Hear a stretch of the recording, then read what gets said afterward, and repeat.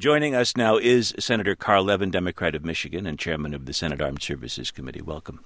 Good to be with you. I'd like to begin asking you about Abu Ghraib, which is the most notorious case of abusive detainees in military custody. Your report concludes this: the abuse of detainees at Abu Ghraib in late 2003 was not simply the result of a few soldiers acting on their own. Who was responsible for that abuse? Our top civilian leaders made a decision that they would authorize these coercive tactics at Guantanamo. Secretary of Defense Rumsfeld and his lawyer, Mr. Haynes, both have documented approvals and authorizations of these abusive techniques at Guantanamo, and then they went from there to Afghanistan and from there to Iraq, and we have connected the dots in this 200-plus page report. But does that mean that, for example, the people who were tried at Abu Ghraib either were deprived of a proper defense that they should have been able to offer, or that other people should have been tried with them at for what happened at Abu Ghraib? Well, there's been no accountability at the higher levels, and that's one of the points of this bipartisan Senate Armed Services Committee report. The only accountability has been at the lower levels with some of our enlisted people, and no one higher up has been held accountable, even though these policies were specifically considered and adopted in Washington.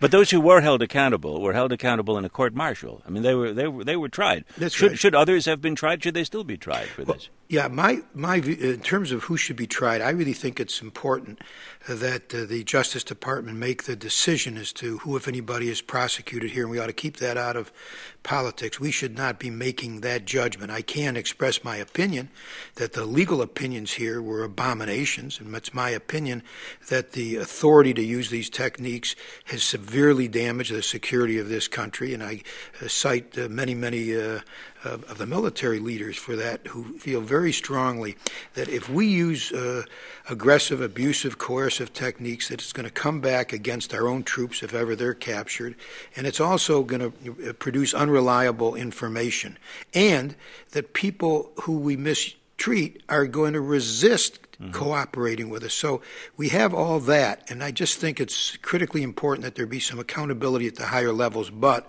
the assessment should be made by independent people. I've recommended to Eric Holder, the Attorney General, that he appoint one or two or three people with great credibility, perhaps retired federal judges, to make recommendations to him on accountability.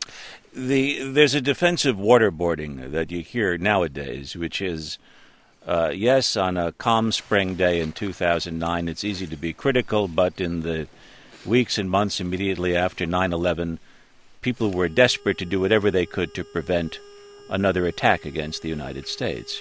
Do you buy that justification, or was there enough known about this at the time for people to not have that excuse?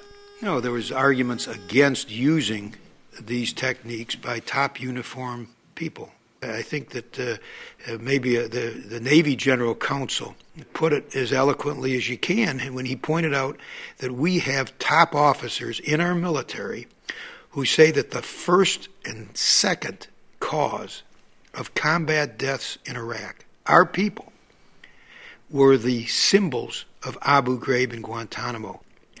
It's our top military people who tried to stop this, but the civilian leadership obviously made the final decision on this and went to the dark side, is what the Vice President of the United States at the time said we should do. Although you also do find that some senior uniformed officers, General Myers, the chairman of the Joint Chiefs, General Sanchez, then in charge of Iraq, they went along. They did. And I was referring to the military lawyers particularly, who argued very vehemently against this. Well, Senator Levin, thanks a lot for talking with us today. Senator Carl Levin, Democrat of Michigan, chairman of the Senate Armed Services Committee. We tried today to reach officials involved with the Bush administration's interrogation programs. They either declined to talk with us or could not be reached. But Donald Rumsfeld did issue a statement condemning Levin's committee report. You can see the full text at npr.org.